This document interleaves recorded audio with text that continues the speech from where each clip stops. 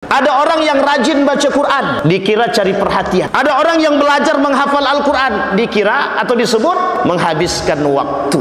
Banyak hari ini umat muslim, mohon maaf, anti dengan nilai Islam. Ada orang bercadar dipanggil teroris. Ada orang celana cingkrang dipanggil, mohon maaf, dipanggil apa Pak? Katro. Nabi sampaikan, orang yang anti dengan sunnahku, kata Nabi, mereka itu orang-orang yang ingkar terhadap sunnah Nabi. Yang anti dan yang ingkar terhadap sunnah Nabi, mereka sudah merusak akidah mereka dan syahadat mereka. Kata Syekh Said Hawa dalam kitabnya itu, orang-orang yang mengingkari sunnah Nabi, mereka sudah merusak akidah mereka dan mereka sudah merusak syahadat mereka. Bayangkan Bapak Ibu, di akhir zaman ini semua santai, semua slow, semua biasa. Bahkan ada orang-orang yang membiasakan dengan perbuatan perzinahan. Apa penyebabnya? Penyebabnya cuma satu Pak. Ketika kemaksiatan dan kemungkaran terjadi begitu saja dan tersebar luas di hadapan kita, penyebabnya satu saja: diamnya umat muslim yang sadar akan nilai agama.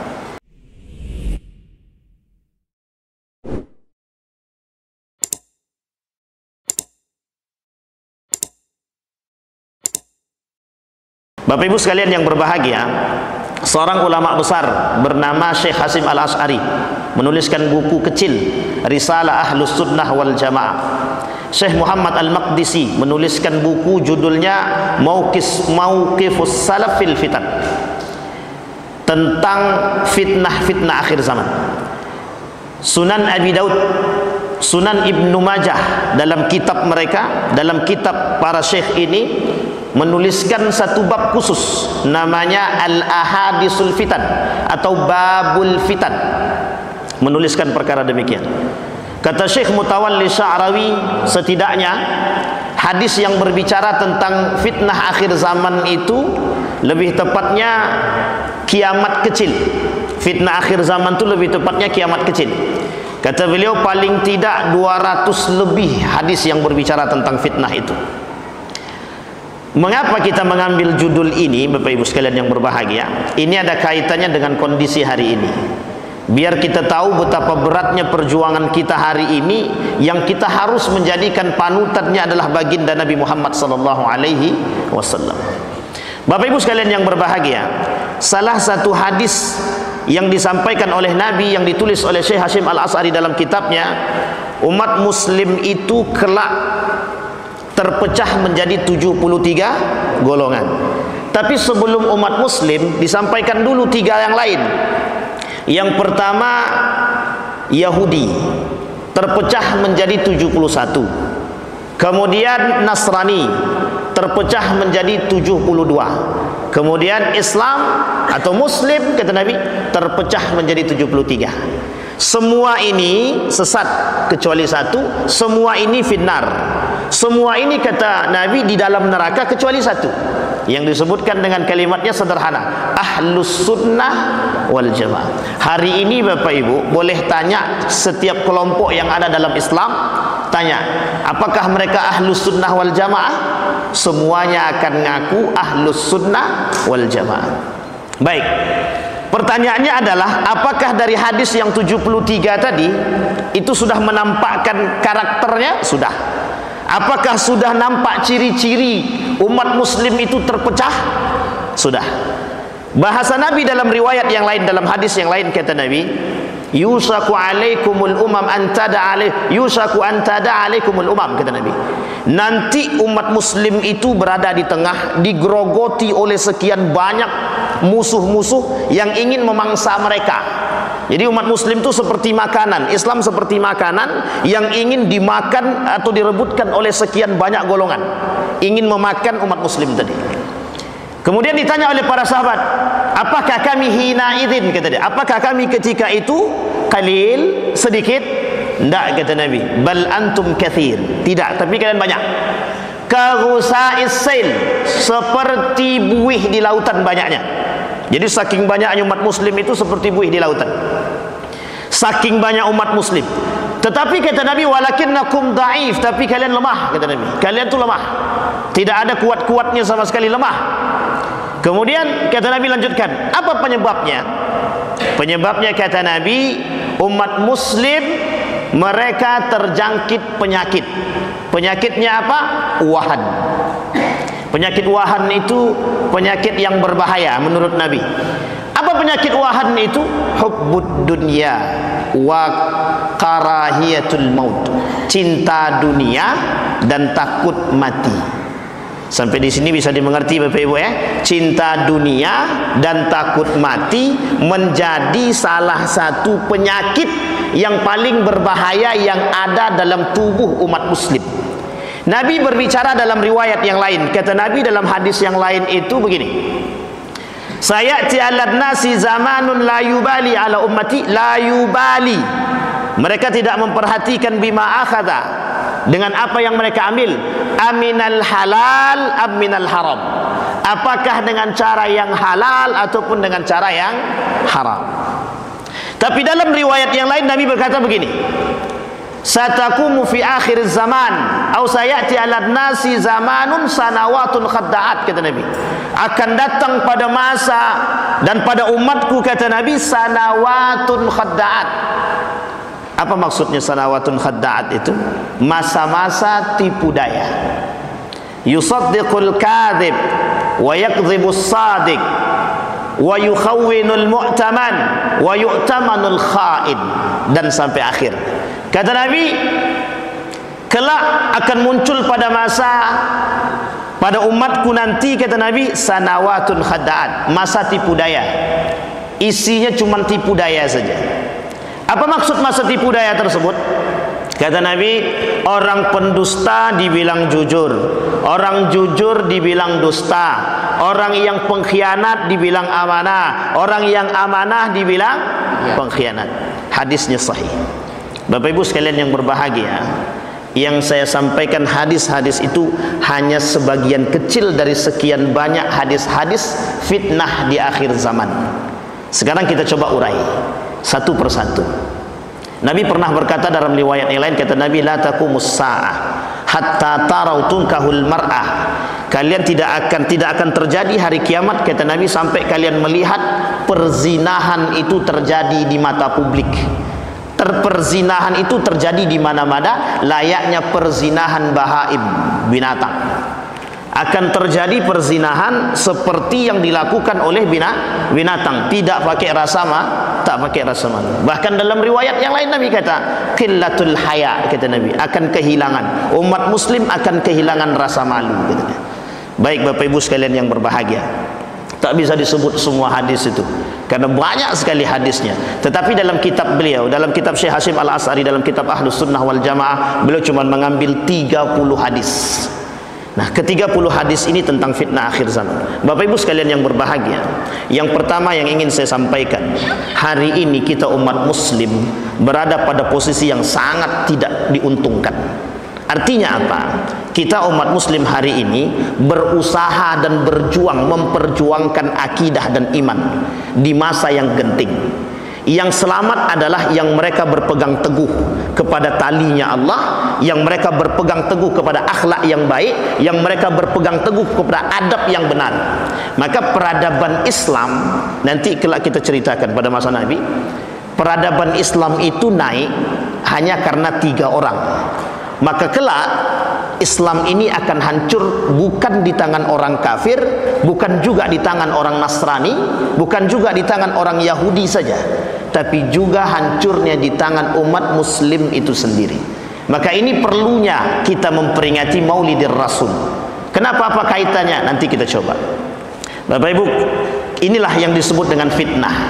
Maka dikatakan oleh Umar bin Khattab dalam hadisnya, kata Umar itu diibaratkan oleh Nabi sebagai pintu.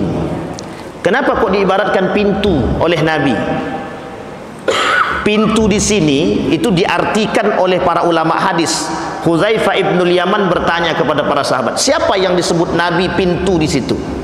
Kemudian sahabat bertanya, kemudian Umar mengatakan, yang disebutkan dengan pintu di situ adalah Umar bin Al-Khattab. Apa maksudnya? Kata Umar bin Khattab, ketika pintu ini sudah terbuka, maka semua fitnah-fitnah akhir zaman itu akan mengalir seperti air. Kita mulai Bapak Ibu, kita runut.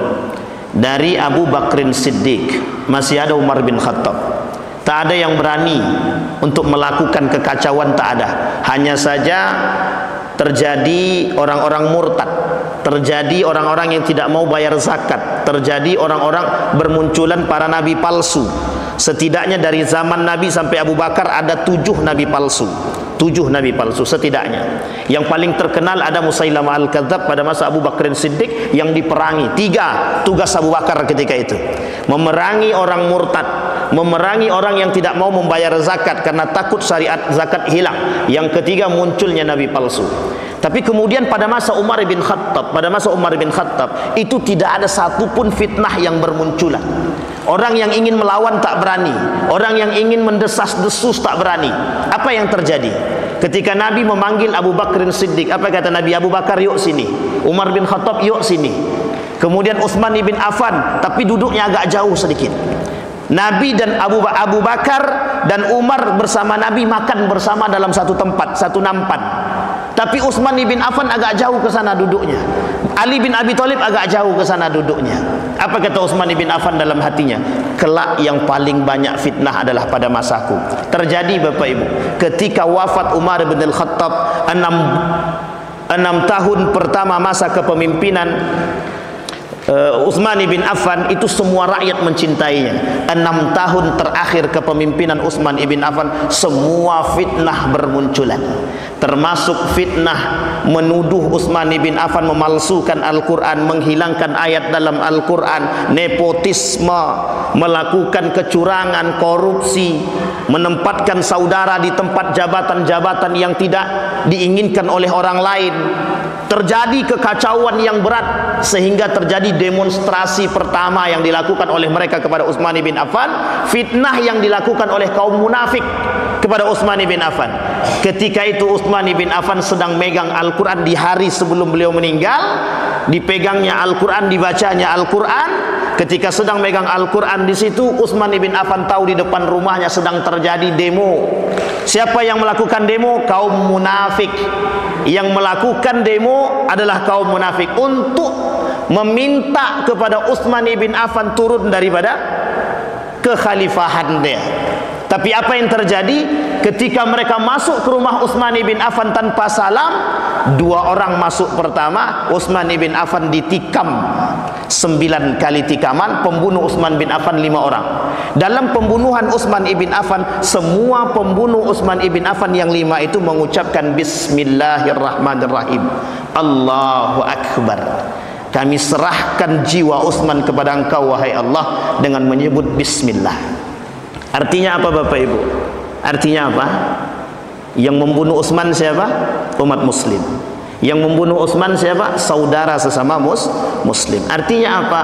Itu mulai gejolak pertama sekali kelak sampai akhir. Itu pertempuran saudara antara sesama muslim, menimbulkan berbagai macam aspek yang menyebabkan kemunduran Islam kelak ketika runtuhnya Turki Utsmani.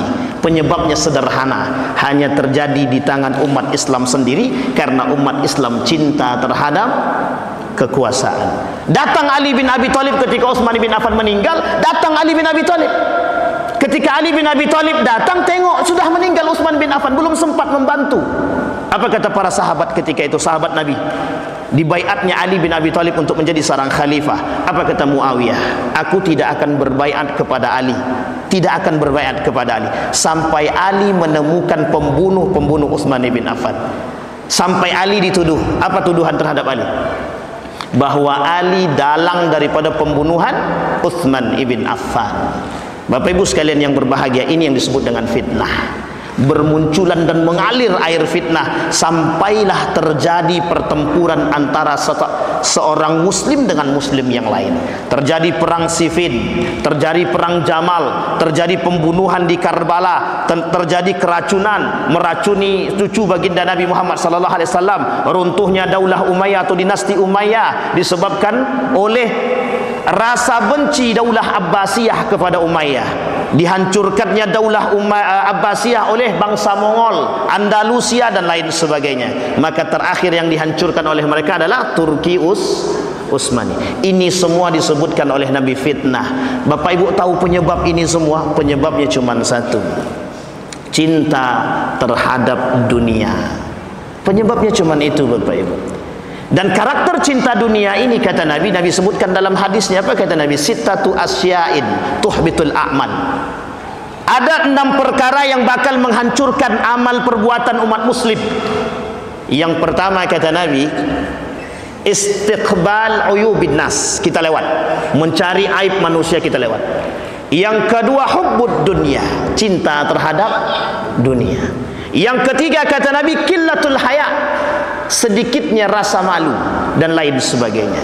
Artinya apa? Nabi sudah menyampaikan salah satu penyebab kebinasaan manusia itu, kata Nabi dalam riwayat yang lain, salatun muhlikat, 3 perkara kata Allah dalam hadis qudsi yang akan menghancurkan manusia. Satu di antara 3 tersebut adalah ittiba'ul hawa, yang selalu mengikut dan mempertuhankan hawa nafsu. Cinta terhadap dunia itu dorongan hawa nafsu. Runtuhnya daulah Turki Utsmani ketika Sultan Abdul Hamid II, ketika Sultan Abdul Hamid II punya anak, anaknya para sultan-sultan ini belajar ilmu ke Eropa. Ada yang ke Inggris, ada yang ke Amerika, ada yang ke Prancis, ada yang ke Jerman. Balik mereka jadi sekuler semua. Balik tuh mereka jadi sekuler. Muhammad bin Salman. Siapa Muhammad bin Salman, Bapak Ibu? Ada yang kenal Muhammad bin Salman? Kalau kenal mah ayo nih. Kalau kenal, wah itu orang terpandang berarti. Muhammad bin Salman itu anak daripada Raja bin Salman. Raja Salman punya anak namanya Muhammad bin Salman.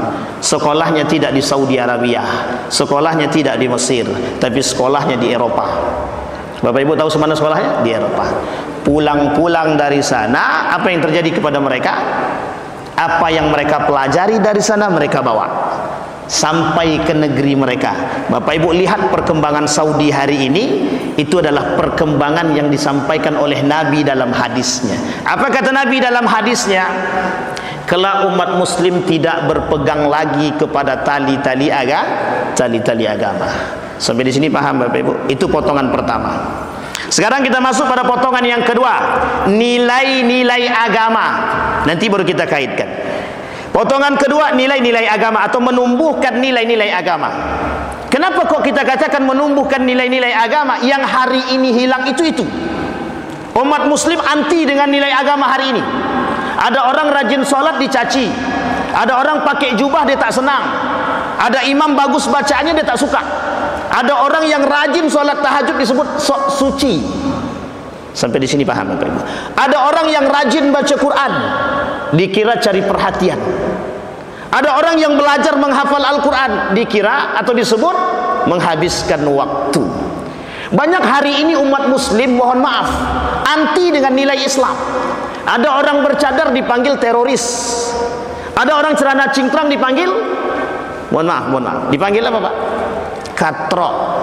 Tahu Bapak Ibu katrok? Nabi sampaikan, orang yang anti dengan sunnahku, kata Nabi, mereka itu orang-orang yang ingkar terhadap sunnah Nabi. Yang anti dan yang ingkar terhadap sunnah Nabi, mereka sudah merusak akidah mereka dan syahadat mereka. Kata Syekh Said Hawa dalam kitabnya itu, orang-orang yang mengingkari sunnah Nabi, mereka sudah merusak akidah mereka dan mereka sudah merusak syahadat mereka. Bayangkan Bapak Ibu, di akhir zaman ini semua santai, semua slow, semua biasa. Bahkan ada orang-orang yang membiasakan dengan perbuatan perzinahan. Apa penyebabnya? Penyebabnya cuma satu Pak. Ketika kemaksiatan dan kemungkaran terjadi begitu saja dan tersebar luas di hadapan kita, penyebabnya satu saja, diamnya umat muslim yang sadar akan nilai agama. Ketika, mohon maaf Bapak Ibu, mohon maaf, ketika ada aturan semua agama sama benar, semua agama harus mengikut, semua anak-anak di dalam sekolah harus mengikuti doa setiap agama, ada yang protes? Tak ada. Itu kan kebijakan, kami harus ngikut. Yang kita ikuti salah apa betul? Yang kita ikuti salah apa betul? Tapi kalau kami tidak ikut, Pak Ustaz, mohon maaf, kami dibuang, kami diputasi, kami atau diusir dan lain sebagainya.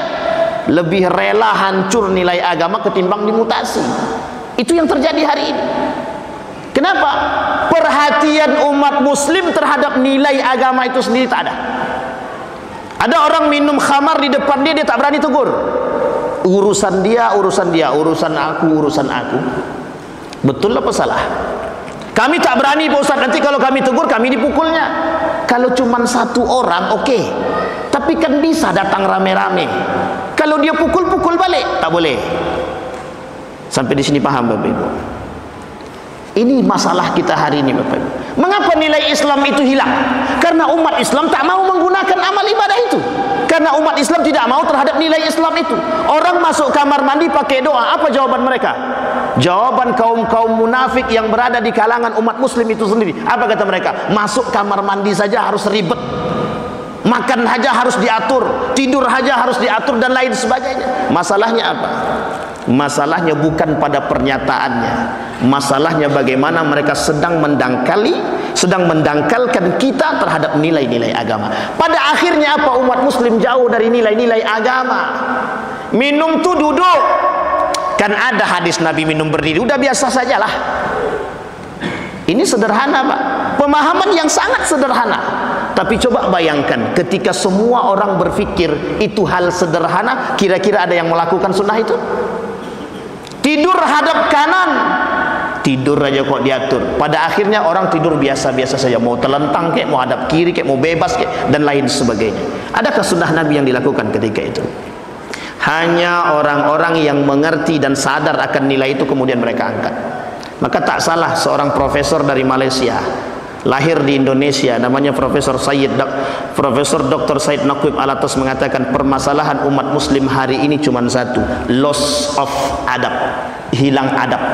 Adab terhadap Allah dia hilang, adab terhadap agama dia hilang, adab terhadap Nabi dia hilang, adab terhadap sesama dia hilang. Tak lagi orang memperhatikan nilai-nilai agama. Tak salahkah? Tak salah, memang begitu keadaan kita hari ini. Mereka tahu. Bahkan kita hari ini disuruh mengaminkan perbuatan-perbuatan yang salah, disuruh mengamini perbuatan-perbuatan yang salah. Apa loyalitas umat muslim terhadap kafir? Apa loyalitas kita? Bagaimana loyalitas seorang muslim terhadap orang yang non muslim? Apa loyal kita? Haruskah kita mencintainya sama seperti umat muslim? Tidak. Haruskah kita bersujud dan bersimpu di hadapan mereka sementara kita tidak? Sementara kita acuh terhadap saudara muslim. Cinta kepada mereka tapi tak cinta kepada muslim. Bisakah kita mengatakan bahwa kita cinta terhadap muslim tapi kita tak cinta terhadap mereka? Tapi karena urusan dunia, mereka rela mencintai mereka daripada mencintai kaum muslimin. Itu pertanyaan kita adalah, di mana letak nilai agama yang terkandung dalam rasa cinta? Tak ada. Dengan dalih apa? Dalih toleransi. Dengan dalih apa? Ukhuwah Islami. Itu bukan ukhuwah Islamiyah. Dengan dalih apa? Hak asasi manusia. Kita dirusak. Kita dirusak dengan dalih hak asasi manusia. Kita dirusak dengan dalih toleransi. Hari ini Bapak Ibu lihat, ada perbuatan-perbuatan yang kita disuruh untuk mengamini. Banyak Bapak Ibu, banyak. Apa contohnya? Ketika suap itu haram, tapi apa kata mereka? 100.000 ke bawah itu tidak suap Ustaz, tapi di atas 100.000 baru suap. Pertanyaan sederhana, itu pandangan siapa? Pandangan peraturan Pak Ustaz. Betul. Memang dalam aturannya itu 100.000 ke bawah tidak suap, tapi dalam aturan agama 100 rupiah suap apa tidak? Tapi pertanyaannya adalah, yang mengerti, yang mendengar, yang tahu justru melakukan, dan yang mengerti justru menerima. Salahkah atau tak salahkah? Begitukah keadaan kita hari ini kah? Yang menjatuhkan Islam itu siapa? Umat muslim itu sendiri. Yang tak suka dengan Islam itu siapa? Umat muslim itu sendiri. Kenapa? Karena itu tujuan kaum Yahudi dan Nasrani. Mereka tidak menginginkan kita ikut agama mereka, tapi mereka inginkan kita meninggalkan agama kita sedikit demi sedikit. Itu yang ingin kita ambil. Sekarang apa kaitannya dengan nilai-nilai agama? Nabi mengatakan kepada Ibnu Abbas, kata Ibnu Abbas, jaga olehmu nilai-nilai agama. Ya gulam, ihfazillah yahfazka. Wahai Ibnu Abbas, wahai anak muda, kata Nabi, jaga olehmu Allah, niscaya Allah akan menjagamu. Sekarang saya tanya Bapak Ibu, mungkin tak kita jaga Allah? Pak, mungkin kita jaga Allah Pak? Mungkin Ustaz. Wah, berarti lebih berat daripada, lebih kuat daripada Allah lagi. Mungkin tak kita jaga Allah? Kita tidak mungkin jaga Allah Pak. Kita tidak mungkin jaga Allah Bu. Apa maksud hadis tersebut? Jaga olehmu nilai-nilai agama. Kemudian kata orang-orang liberal begini, orang-orang munafik begini, ngapain kalian jaga Allah? Ngapain kalian jaga agama? Agama tidak butuh penjagaan kalian, siapa kalian? Allah tidak butuh penjagaan kalian, siapa kalian? Tapi Allah mengatakan dalam hadisnya, dalam hadis qudsi Allah katakan, ihfazillah yahfazka. Allah mengatakan dalam Al-Quran, in tansurullaha yansurkum. Jagalah Allah, tolonglah Allah. Apa maksud ayat tersebut? Yang dimaksud oleh Allah adalah bagaimana umat muslim bisa menjaga nilai-nilai keislaman. Ada orang salat tapi dia tak bisa menjaga nilai salatnya. Ada. Rajin salat dia Pak Ustaz, tapi kok korupsi ya? Rajin Pak Ustaz dia salat, tahajud dia jalan, duha dia oke, tapi mohon maaf Pak Ustaz, gibahnya tak berhenti. Itu yang paling sering kita temukan. Mereka rajin salat ke masjid oke, tapi setiap berkumpul mencari kesalahan orang lain, aib orang terus disebutnya. Gibah juga bukan? Setiap berkumpul tajasus Pak Ustaz, suka mencari-cari, mengorek-ngorek. Dia jadi mata-mata orang lain. Ada muslim, ada. Salatkah dia salat? Sedekahkah dia sedekah? Puasakah dia puasa? Tapi menjadi pengkhianat, ada. Kata Nabi dalam riwayat lain, kata Nabi, kelak di akhir zaman akan muncul manusia dzal wajhain, kata Nabi. Apa kata Nabi? Akan muncul di akhir zaman manusia bermuka dua, pengkhianat. Sekarang pertanyaannya, Bapak Ibu sadarkah di dalam ini ada pengkhianat atau tidak? Kan kita tidak tahu. Maka orang-orang seperti ini oleh Nabi disebut, oleh Allah disebut di dalam Al-Quran sebagai kaum munafik. Yang paling berbahaya musuh kita hari ini, selain daripada Syiah, selain daripada Nasrani, selain daripada Yahudi, itu musuh kita paling berat hari ini adalah saudara kita sendiri. Siapa mereka? Munafik.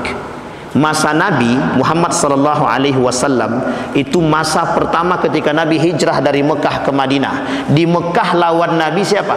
Orang kafir Quraisy. Di Madinah siapa lawan Nabi? Kaum munafik. Pertama kali muncul kaum munafik pada masa fi ahdi Rasulullah sallallahu alaihi wasallam, pada masa baginda Nabi, itu pertama kali munculnya kaum munafik di Madinah. Bayangkan Nabi masih hidup, Nabi saja sampai kewalahan menghadapi kaum munafik, apalagi sekarang. Sekarang Nabi tak ada, sahabat tak ada, tabi'in tak ada, tabi'in tak ada. Yang ada siapa? Orang soleh. Orang soleh yang ada hari ini. Nah, orang soleh itu kalau diam habis. Orang alim kalau diam habis. Apalagi mohon maaf, kalau orang alimnya yang sudah ditutupi mulutnya dengan, nah itulah pokoknya Bapak Ibu. Apa yang terjadi? Tidak bisa kita mau ngapa-ngapain. Ada seorang ulama namanya dari Malaysia itu, ketika beliau ditawari untuk diberikan rumah dan lain sebagainya, waktu itu beliau menjabat sebagai mufti. Kemudian diberikan jabatan kepada dia. Apa kata dia?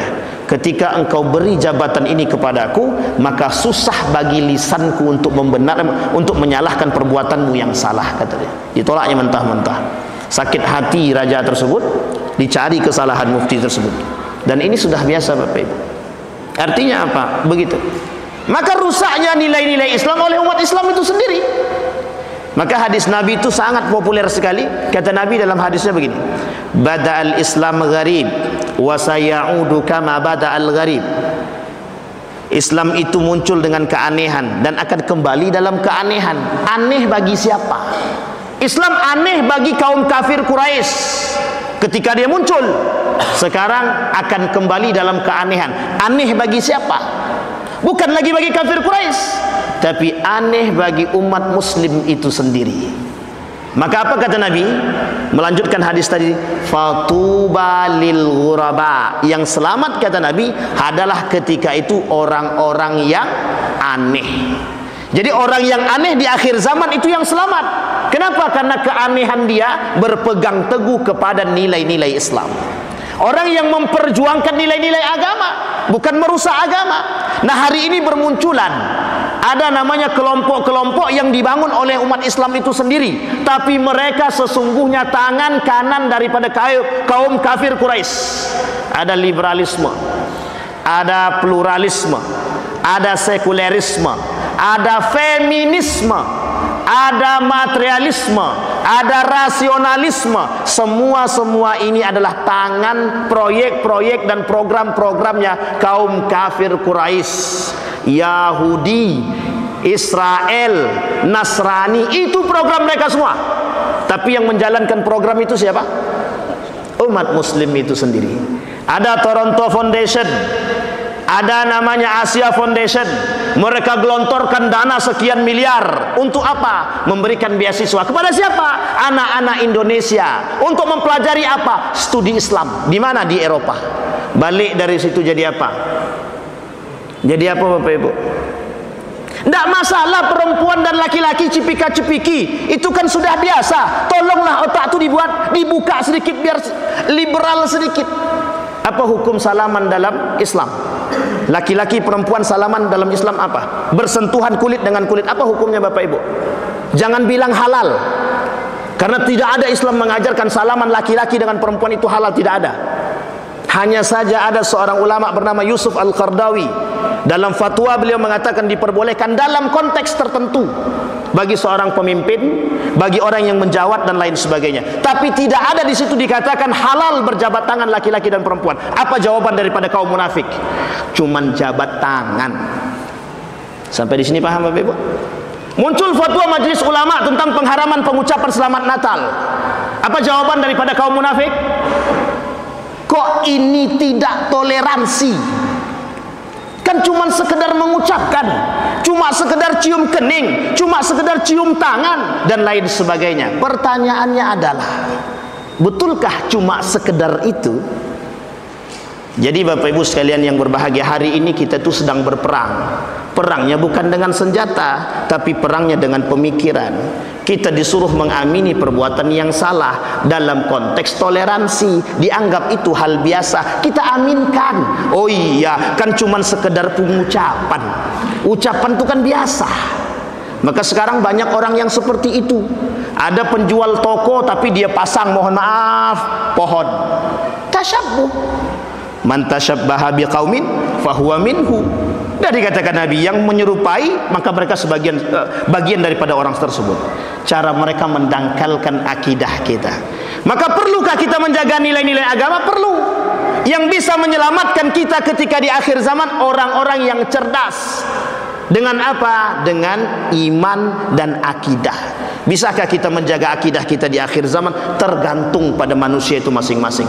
Kalau sendiri-sendiri sulit Pak, sulit. Maka kita butuh persatuan. Kalau ada satu orang di antara jamaah yang ada di sini melakukan kesalahan, maka wajib bagi siapapun yang mengetahui kesalahan tersebut untuk menasehati. Itu hukumnya wajib. Menasehati umat muslim yang salah, termasuk kalau yang salah itu ustadz. Apa hukum menasehati dia? Wajib. Ini nilai Pak, nilai agama. Ada penjual khamar di depan, berani tak Bapak Ibu tegur, jangan jual khamar di sini. Ada orang sabung ayam, berani tak kita katakan jangan nyabung ayam di sini? Maka kata Nabi dalam riwayatnya, amar ma'ruf itu mungkin orang lakukan, tapi nahi mungkar itu sedikit yang berani melakukan. Kenapa? Mohon maaf, ketakutan umat muslim untuk mengatakan kebenaran. Maka hari ini begitu Bapak Ibu. Kenapa kita terus begitu? Kenapa kita terus tidak berani mengungkapkan kebenaran? Ya karena mohon maaf, kita terpecah sendiri-sendiri. Coba kalau kita rame-rame, bisakah kita mengatakan kebenaran? Harus berani. Dan ini penting. Maka Bapak Ibu sekalian yang berbahagia, kembali kepada poin 2 tadi, menjaga nilai agama. Kemudian dilanjutkan oleh Nabi dalam hadis tersebut, ihfazillaha tajid tujahak. Kalau kau jaga nilai-nilai agama, kata Nabi, maka niscaya apapun yang engkau minta, kata Nabi, aku berikan. Apa yang kalian minta, kata Nabi, aku berikan. Sekarang pertanyaannya, manusia minta sama siapa? Minta sama Allah apa sama manusia? Ini Tuhan baru kita. Tuhan barunya mereka itu siapa? Manusia itu sendiri. Mintanya kemana? Manusia. Bukan ke Allah minta hari ini. Bukan. Kalau udah punya masalah, datangnya ke siapa? Bang, tolonglah bang, ini dan itulah masalah. Datang kepada manusia. Dia kira manusia bisa memberikan bantuan terhadap dia. Ketika manusia tak mampu beri, dia kecewa. Dulu kau ku bantu, sekarang kau tak mau bantu aku. Begitulah bahasa kita hari ini. Kekecewaan manusia terhadap manusia. Kenapa minta sama manusia? Bukan minta tolong sama Allah. Bukan minta sama Allah, mintanya sama manusia. Bang, tolong bang, anakku belum dapat pekerjaan bang. Sama sekali belum dapat, tolonglah. Kata si Anu tadi, tenang, aku bantu. Nantilah, awal-awal ya. Pas awal-awal tak dapat dia bantu, si abang pun kena mutasi, tak jadi bantu, kecewa datang, berharap kepada manusia. Apakah begitu keadaan kita?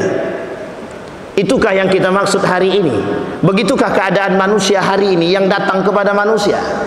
Sakit datang pada manusia, bermasalah datang pada manusia, rusak rumah tangga datang pada manusia. Perintah Allah itu adalah datang kepadaku. Berdoa dulu pada Allah, minta kepada Allah. Setelah itu perantaranya baik manusia dan lain sebagainya biiznillah, dengan izin Allah. Setelah selesai ikhtiar kita, baru kita kembali kepada Allah lagi. Ya Allah, aku pasrahkan, bersifat tawakal. Sekarang tidak Pak, tidak begitu. Mohon maaf, jangan ada yang tersinggung. Begitu keadaan kita hari ini Pak. Manusia menjadi Tuhan hari ini. Manusia menjadi Tuhan. Fir'aun dulu juga ngaku Tuhan. Bedanya Fir'aun dulu ngaku Tuhan, dia jadi raja. Sekarang manusia sudah tidak raja, pura-pura raja dan minta dijadikan Tuhan. Fir'aun ngaku diri jadi Tuhan. Yang sekarang ini pengen ngaku Tuhan tapi tak berani. Tapi sifat karakter seperti Tuhan, seakan-akan dan seolah-olah bisa membantu manusia segala hal dan lain sebagainya. Bapak Ibu sekalian yang berbahagia, maka apa kata Nabi? Ihfazillah, jaga nilai-nilai agama. Kalian sholat, kata Nabi, kalian berpuasa, kalian zakat, kalian bersedekah dan lain sebagainya. Tidakkah ada nilai-nilai agama yang terkandung dalam setiap amal ibadah yang kita lakukan? Tidak mungkin Bapak Ibu, tidak mungkin. Pasti ada. Siapa yang akan menjaga nilai-nilai agama kalau bukan kita umat muslim? Yang menyebabkan hilangnya nilai agama adalah umat muslim itu sendiri, karena umat muslim tidak mau berpegang kepada nilai-nilai keislaman. Turki Utsmani runtuh itu bukan penyebabnya hanya dari kalangan luar, karena tidak bersatunya umat muslim. Apa penyebab tidak bersatunya umat muslim ketika itu? Karena nilai-nilai Eropa dan sekuler itu masuk ke daerah Turki, masuk ke negara Turki, yang dari mana asalnya? Dari anak-anak kerajaan yang sekolah ke sana. Ketika mereka pindah balik ke asal mereka, apa yang terbenak dalam diri mereka? Sekulerisme. Bagaimana caranya menjauhkan nilai-nilai agama dalam urusan kehidupan mereka sehari-hari? Tidak ada urusannya. Makanya jangan salah Bapak Ibu, kalau Bapak Ibu hari ini menemukan ada orang-orang yang mengatakan Al-Quran itu sudah jadul, tidak relevan dengan hari ini. Salah satu pernyataan daripada seorang tokoh, saya tak sebutkan, ini sensitif. Kalau saya sebutkan agak sensitif, tapi saya tak sebutkan. Hari ini ada pernyataan dari salah seorang tokoh dari organisasi besar. Apa dia kata? Yang dia kata apa? Al-Quran itu hari ini perlu adanya revisi, harus menyesuaikan dengan zaman. Al-Quran disuruh menyesuaikan zaman kalamullah. Itu bukan lagi parah, itu parah banget. Yang harus terjadi apa? Kita yang menyesuaikan Al-Quran. Ketika akal manusia tak sejalan dengan wahyu, coba koreksi akal itu baik. Kalau akal manusia tak sejalan dengan wahyu, yang dicari, yang dikoreksi apa? Wahyu atau akal manusia? Turunkan ego, turunkan akal, jalankan yang diperintahkan oleh Allah. Itu dia. Tapi kalau dia sesuai, alhamdulillah. Ini bukan kita, bukan Al-Quran disuruh diturunkan kemudian suruh menyesuaikan. Itu tidak bisa Bapak Ibu, tidak bisa. Nikah beda agama kata Islam haram. Apa kata mereka? Turunkan. Udahlah, kita sekarang pakai toleransi, hak asasi manusia, haknya orang mau nikah dengan siapa. Akhirnya yang terjadi apa? Mereka mencoba mengajak kita untuk memaklumi perbuatan nikah beda agama yang tadinya haram dalam agama. Kita disuruh untuk mengamini perbuatan yang itu. Apa maksudnya? Public figure nikah beda agama. Coba bayangkan. Artinya kita disuruh mengamini perbuatan yang tak benar. Muncul kelompok-kelompok yang mohon maaf, yang tak sejalan dengan nilai-nilai agama. Apa kata mereka? Kami nggak pengen punya anak. punya anak itu menyusahkan, punya anak itu menghabisi biaya. Muncul kelompok baru namanya child free, kelompok orang-orang yang menikah tapi tidak pengen punya anak. Apa yang terjadi Bapak Ibu? Mereka katakan, adakah hukum wajib memiliki anak? Sekarang saya tanya Bapak Ibu, apa hukum memiliki anak? Wajib apa makruh apa sunnah? Bapak Ibu, apa hukum memiliki anak? Wajib apa sunnah apa makruh? Wajib Bapak Ibu. Siapa yang katakan wajib? Ada Allah katakan hukum wajib bagi kalian punya anak.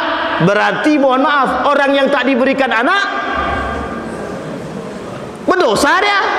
Itu kalau wajib. Itu akal yang mereka munculkan. Karena hukum memiliki anak memang tidak ada di dalam Islam.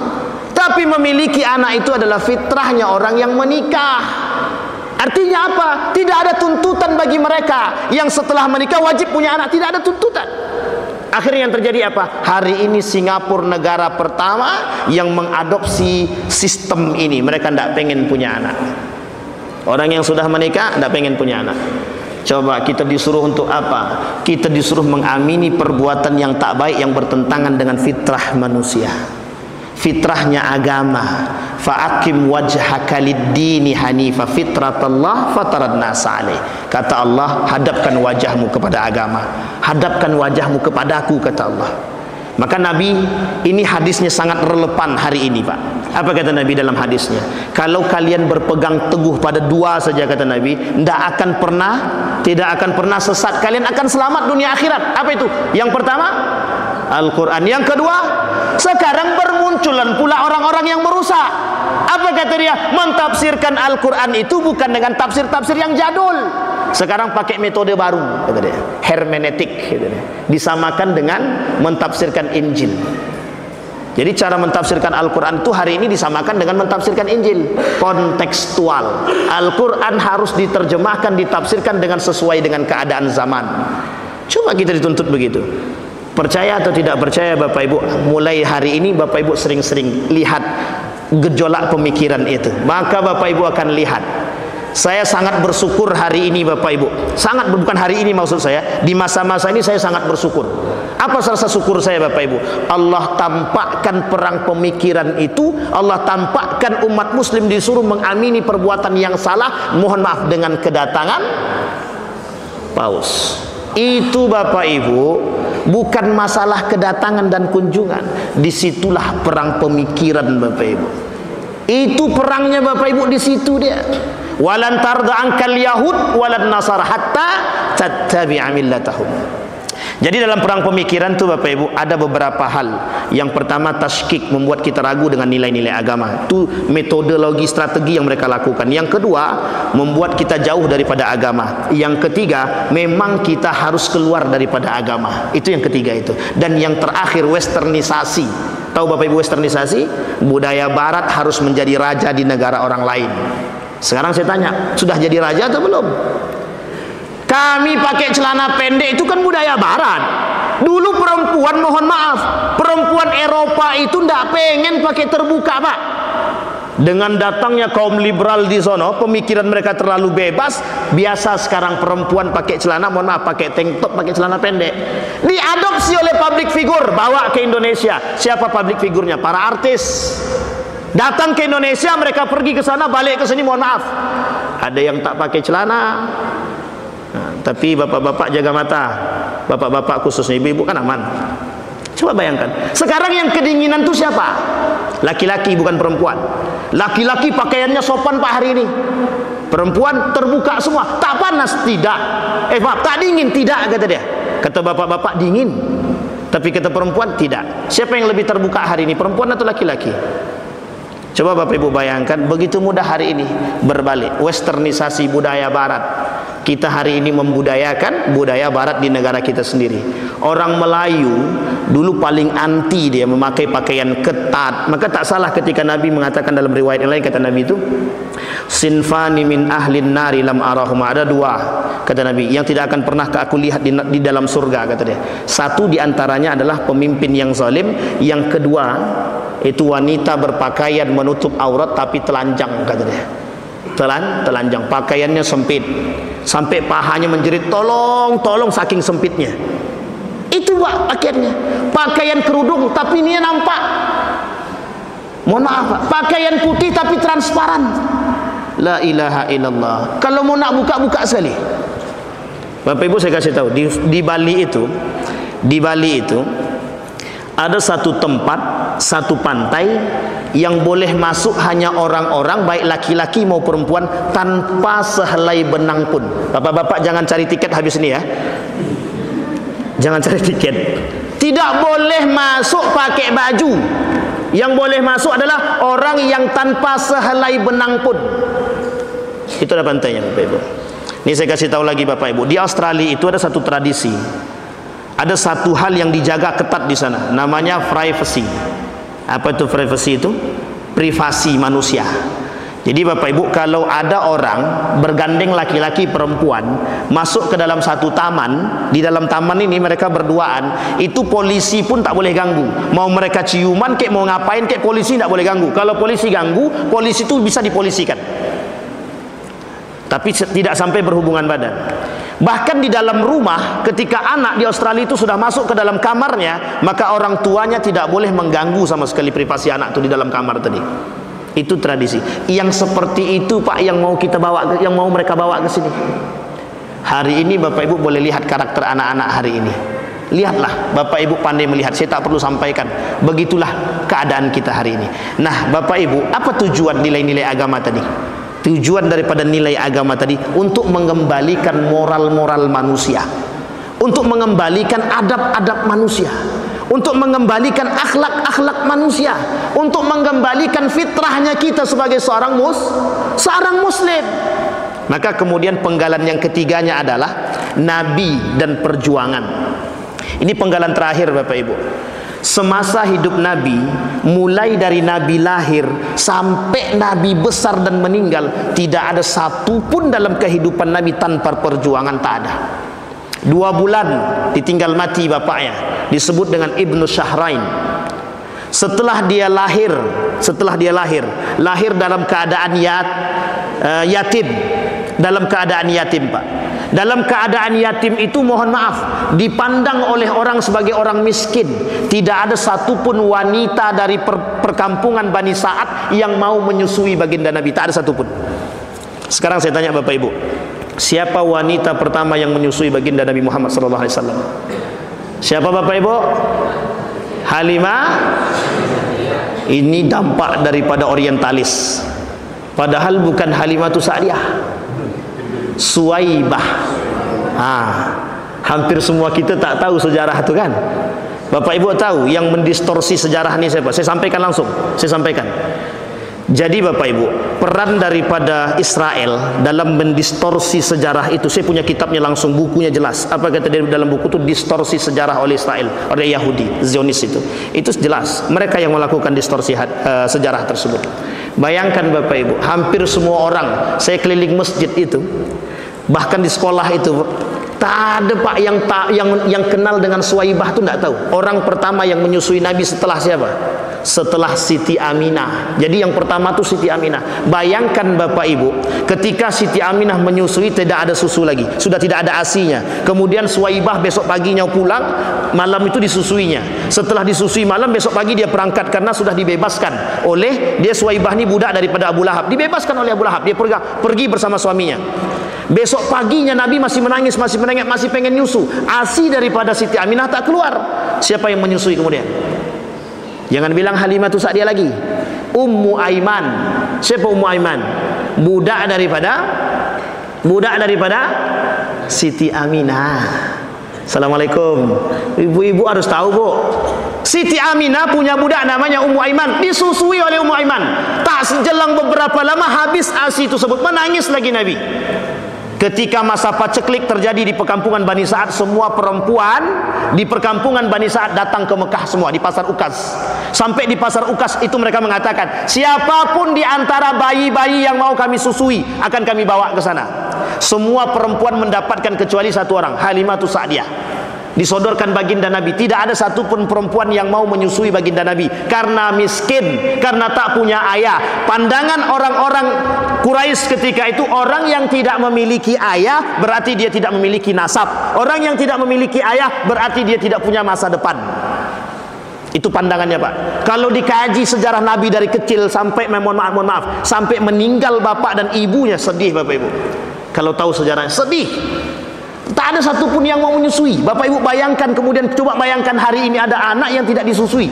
Tidak ada satupun yang mau menyusui. Sehingga malam itu kemudian apa kata Halimatus Sa'diyah? Mereka datang dari perkampungan Bani Sa'ad itu ke Mekah itu, ke Pasar Ukas. Sampai di Pasar Ukas mereka tidak mendapatkan seorang bayi pun. Malam harinya sebelum besoknya mereka pulang, apa kata Halimah kepada suaminya? Kita terima saja bayi tadi. Mau dia bayar atau tidak bayar, ya sudahlah, terserahlah. Pokoknya kita ambil aja. Kasihan bayi itu, tak ada yang mau nyusui. Diambil, Pak. Ketika pertama kali Halimatus Sa'diyah pegang bayi itu, muncul kesegaran pada badan dia yang tak terhingga. Berjam-jam Nabi nyusu sama Halimah. Halimah pun bingung. Tadi tak ada ASI, anaknya nyusu pun tak dapat ASI. Tapi ketika Nabi yang menyusui, 4 jam tak selesai nyusunya. Kemudian diberikan kepada anaknya. Di anaknya 2 orang, kedua-duanya menyusu kepada Halimah. Tidak habis juga. Keledai dia yang tadinya berangkat dari perkampungan Bani Sa'ad sampai ke Mekah, mohon maaf, itu sangat lemah, tak ada air susu lagi. Ketika Nabi dipegang oleh Halimah, apa kata suaminya? Bahkan air dari air susu keledai itu, keledai itu tidak habis sama sekali. Bayangkan keajaiban yang dimiliki. Apa kata Halimah? Kami bawa anak nih. Ini tradisi Arab begitu. Tradisi Arab harus membawa anak-anak yang baru lahir itu keluar kota. Wajib keluar karena takut kena virus-virus perkotaan.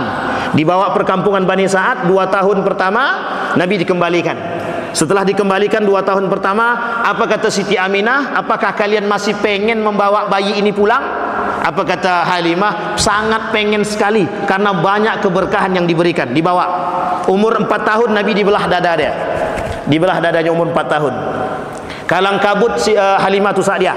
Apa kata Halimah kepada suaminya? Besok kita balik berangkat ke Mekah, kata dia. Untuk apa? Untuk kembalikan Nabi. Nabi sampai kembali kepada ibunya pada usia 4 tahun. Di usia 4 tahun, dari 4 tahun ke 5 tahun Nabi berjuang bersama ibunya jualan, membantu ibunya jualan. Dan kadang-kadang bersama kakeknya Abdul Muthalib. Abdul Muthalib ini adalah keponakan daripada Muthalib. Muthalib itu bukan bapak. Muthalib itu paman daripada Abdul Muthalib. Nah, Abdul Muthalib ini punya bapak namanya Abdi Manaf. Sampai sini paham Bapak Ibu ya? Ini sejarah. Sekarang kembali kepada masa umur 6 tahun tadi Bapak Ibu. 5 tahun tadi. Ketika umur 5 tahun naik ke 6 tahun, Nabi diajak ketemu ke makam bapak dia. Di makam bapaknya Nabi senang selama 1 bulan di Madinah, balik. Di perbatasan Abwab, di situ kemudian ibunya meninggal, Siti Aminah. Sampai hari ini kuburan Siti Aminah tidak boleh dikunjungi. Kami pernah sampai di sana Bapak Ibu, dikejar sama askar. Sampai saya ke sana, naik tidak boleh, tidak ada jalan pakai mobil, tidak ada, tidak bisa naik ke atas. Naik ke atas harus jalan kaki, dia di atas bukit. Sampai di sana diusir sama askar, kejar-kejaran sama askar itu. Karena tidak boleh, kata dia apa? Pengkultusan, kata dia. Takut kami mengkultusi Siti Aminah. Apa singkat ceritanya Bapak Ibu? Pada masa umur 6 tahun, dari umur dia lahir sampai pada umur 6 tahun meninggal ibunya, itu hidup Nabi dalam perjuangan. Anak yatim Bapak Ibu tahu kan bagaimana kondisi anak yatim, ada yang suka, ada yang tidak suka, bahkan mohon maaf dicaci, dimaki dan lain sebagainya. Dari 6 tahun sampai bersama pamannya Abu Thalib, apa yang terjadi? Dilakukan, dijaga oleh pamannya Abu Thalib. Sampai Abu Thalib meninggal, Siti Khadijah meninggal. Sekarang pertanyaannya, dari mulai Nabi dibaiat jadi Nabi umur 40 tahun sampai dia meninggal 63 tahun. Ada satu sisa hidup ya yang tanpa perjuangan? Adakah satu sisa napas daripada Nabi yang tanpa perjuangan? Tidak ada sedikit pun. Artinya apa?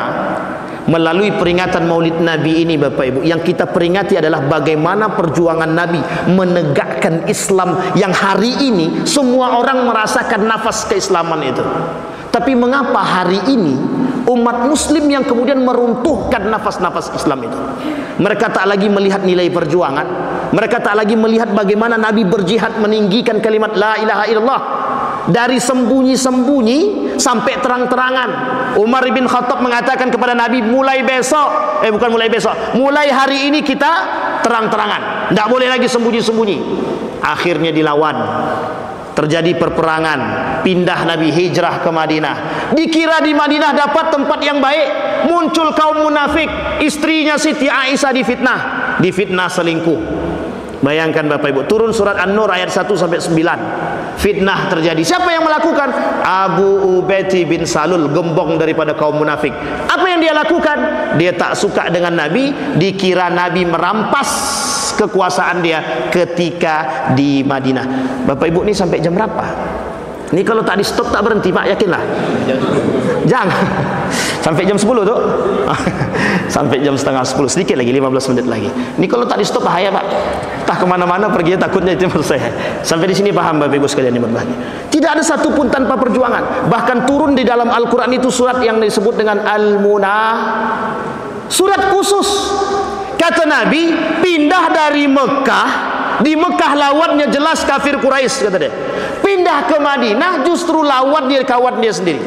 Dalam perang Tabuk, ketika perubahan kiblat, apa kata Allah? Fawalli wajhaka syatral Masjidil Haram. Ketika Nabi mempalingkan wajah dia menghadap ke Masjidil Haram, dari Masjidil Aqsa ke Masjidil Haram. Itu perintah langsung dari Allah kepada Nabi. Tujuannya cuma satu, liyutsabbita bihi fuadahum.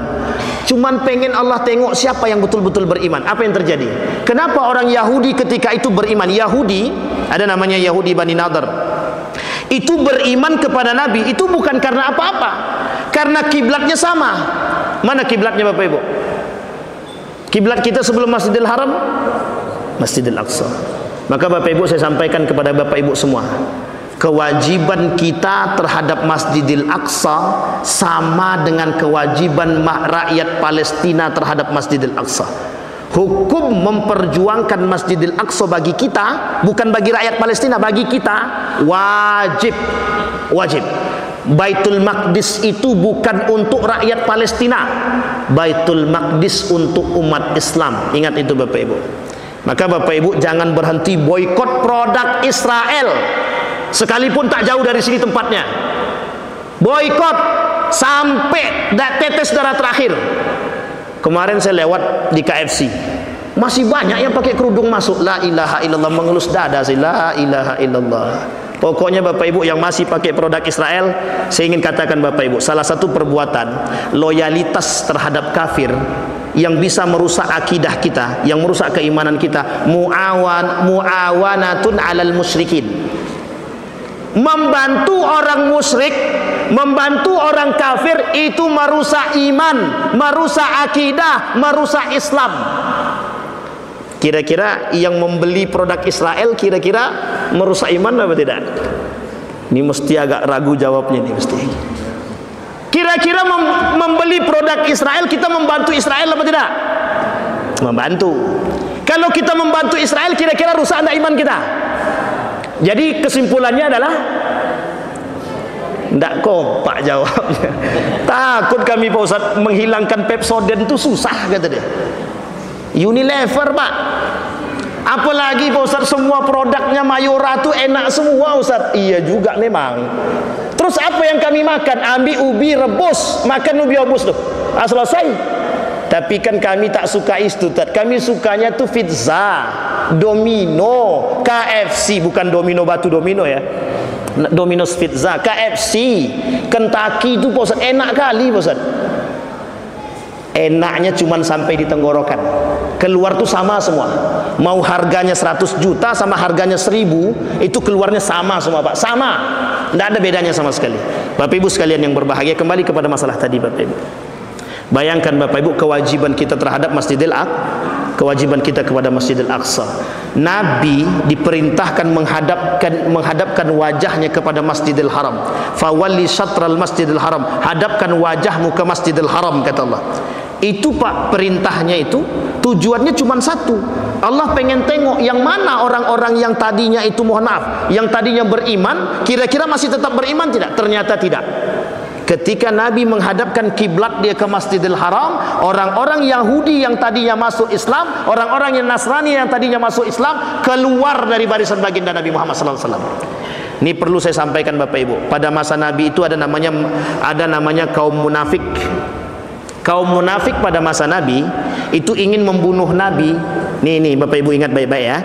Mereka ingin bunuh Nabi dengan cara apa? Membangun masjid. Tahu nama masjidnya? Masjid Dirar. Tertulis di dalam Al-Quran. Li ta'tadu, kata ada. Dibangun oleh kaum munafik itu Masjid Dirar, jaraknya 500 meter daripada Masjid Kuba. Tak jauh dari situ. Nabi sedang pergi perang Tabuk. Dalam perang Tabuk itu sudah menghadapi kaum munafik, balik menghadapi kaum munafik. Jadi kata Nabi, kapan selesainya perang nih? Habis melawan kaum kafir, balik melawan kaum sendiri.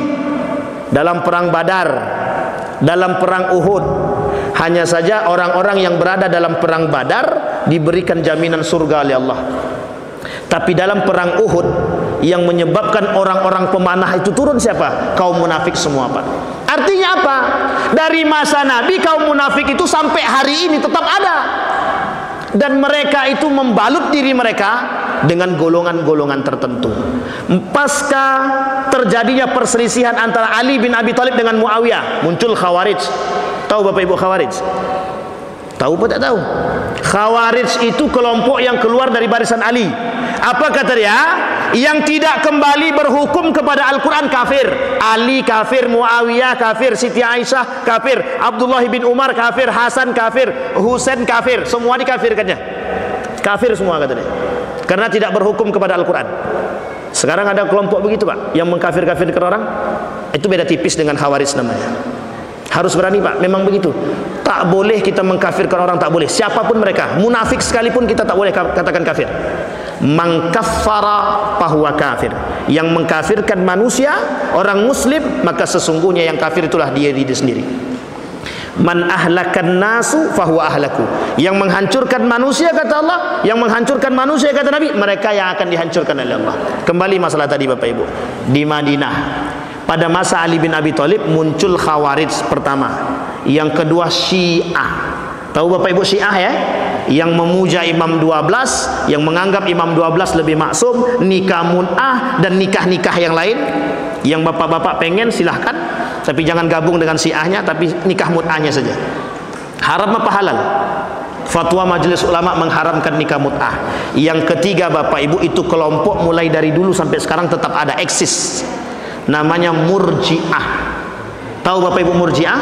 Orang-orang kelompok Murji'ah ini punya satu teologi.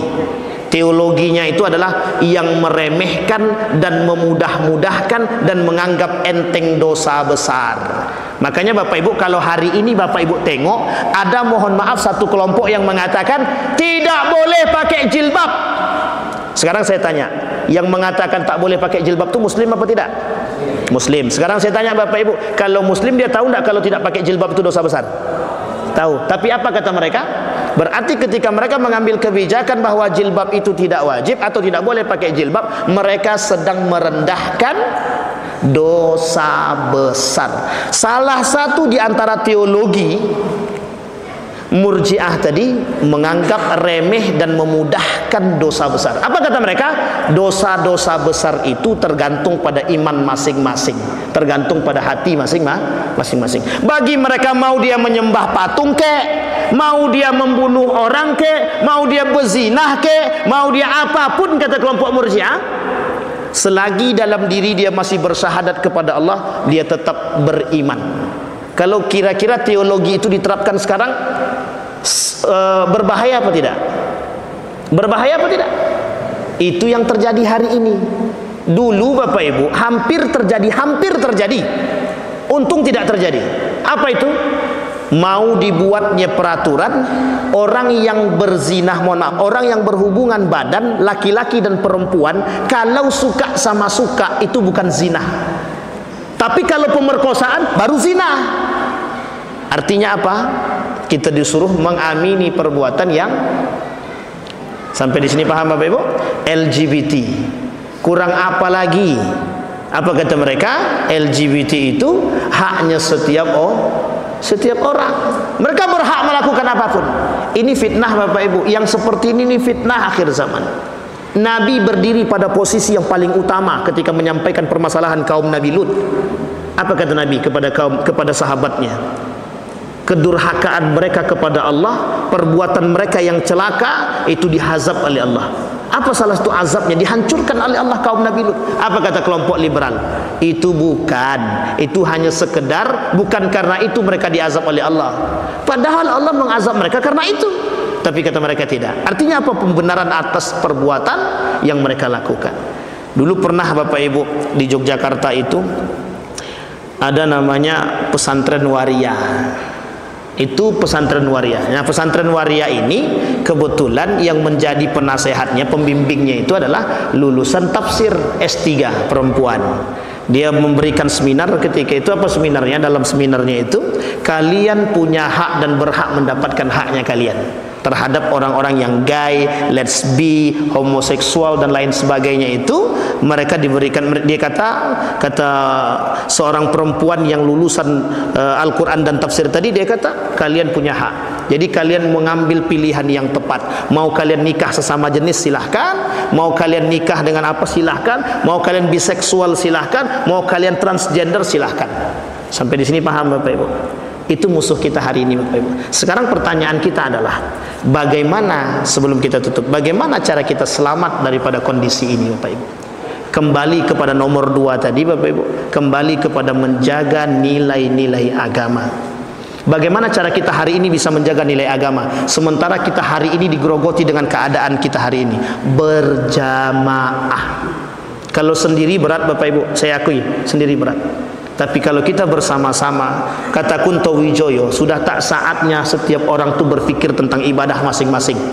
Tidak saatnya manusia muslim itu berpikir tentang diri dia sendiri. Tapi mulai hari ini setiap muslim itu sudah harus social piety. Tahu social piety Bapak Ibu? Artinya apa? Saatnya soleh bersama. Tidak lagi soleh sendiri-sendiri Pak. Orang yang tak solat ajak. Mohon maaf Pak, saya tidak memuji jemaah tablik. Hari ini yang berani ketok pintu orang, yang berani mengajak orang di tempat biliar, yang berani mengajak preman, yang berani melerai orang mabuk, yang berani melerai orang berantem, cuma jemaah tablik Pak. Pertanyaan saya adalah, adakah kita sekarang ini yang satu perumahan ini saling ketok pintu, ngajak untuk sholat? Ada. Ini sederhana Pak. Tapi mohon maaf, sederhana tapi kita lakukankah? Tak. Bahkan ini yang hari ini kita butuhkan Pak. Yang hari ini kita butuhkan. Adakah di antara kita yang hari ini yang saling menjaga aib saudara? Mohon maaf Bapak Ibu, hari ini kita diajak menonton orang-orang yang saling menjelekkan antara satu dengan yang lain, mencungkil aib-aib orang. Kita yang di bawah ikut-ikutan menikmati pencongkelan aib orang. Coba bayangkan, kapan kita temukan itu? Kapan kita temukan itu? Hari ini. Pas pilkada nih, itu pas yang tepat itu. Setiap orang mengorek masalah masing-masing. Artinya apa? Orang tak berpikir lagi menutupi aib orang lain. Man satara musliman satara Allah yaumal qiyamah. Mana kalimat itu? Tak ada lagi. Setiap muslim mencari. Apa masalah? Hubbud dunia, cinta terhadap dunia. Hubbud darajah, cinta terhadap jabatan. Kekuasaan, jabatan, marwah dan lain sebagainya menjadi apa? Menjadi kunci bagi mereka. Mau halal kek, mau haram kek, mau muslim kek atau tak muslim kek, yang penting aku harus duduk. Terserah caranya bagaimana. Sampai di sini paham Bapak Ibu? Kembali kepada masalah kita. Yang bisa menjaga itu adalah umat muslim itu sendiri. Maka saya mengajak Bapak Ibu hari ini, tanam dalam diri kita baik-baik dan kuat-kuat bahwa kami harus bisa menjalankan nilai-nilai agama. Bukan hanya Bapak Ibu, kita semua sama-sama, dan harus saling mengingatkan. Dan jika ada di antara kita yang tak menjalankan, maka sampaikan dengan baik dan nasihati. Tolong jangan diterima duit suap itu ya, meskipun mohon maaf, meskipun hanya 100 rupiah, tidak usah terima. Harga diri kita lebih berharga Pak. Agama kita, kehormatan agama lebih berharga di hadapan Allah. Kelak apa yang kamu lakukan, kata Allah, dipertanggungjawabkan. Innal fuad wal absar wal fuad kullu ulaika kana anhu mas'ula. Innas sam'a wal absar wal fuad kullu ulaika kana anhu mas'ula. Semua dipertanggungjawabkan, tangan, kaki, mulut.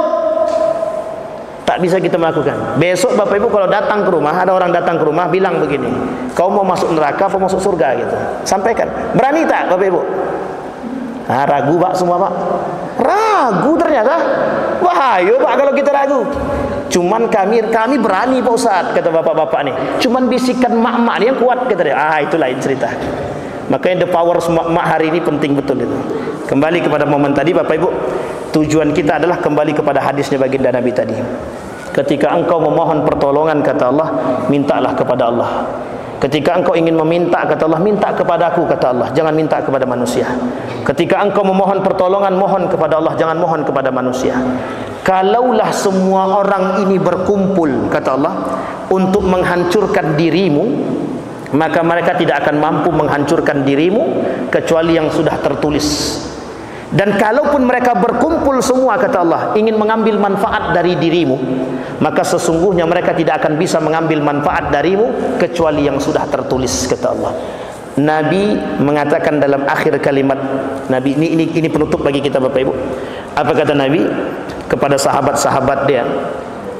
Orang yang hidup di akhir zaman itu, kata Nabi, seperti orang yang memegang bara api, yang berada di atas ujung tanduk, salah langkah dia tergelincir. Salah langkah dia tergelincir. Artinya apa? Sangat berbahaya dan sangat berat hidup di akhir zaman Bapak Ibu.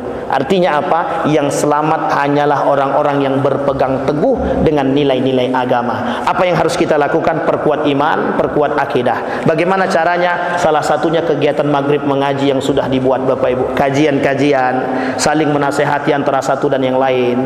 Karena kelak kata Nabi di akhir zaman itu, orang akan memberi salam kepada orang yang dia kenal, yang tak dia kenal dia tak kasih salam. Artinya apa? Mereka akan saling menasehati dengan orang yang dia kenal, dengan orang yang tidak dia kenal dia tak akan kasih nasihat Bapak Ibu.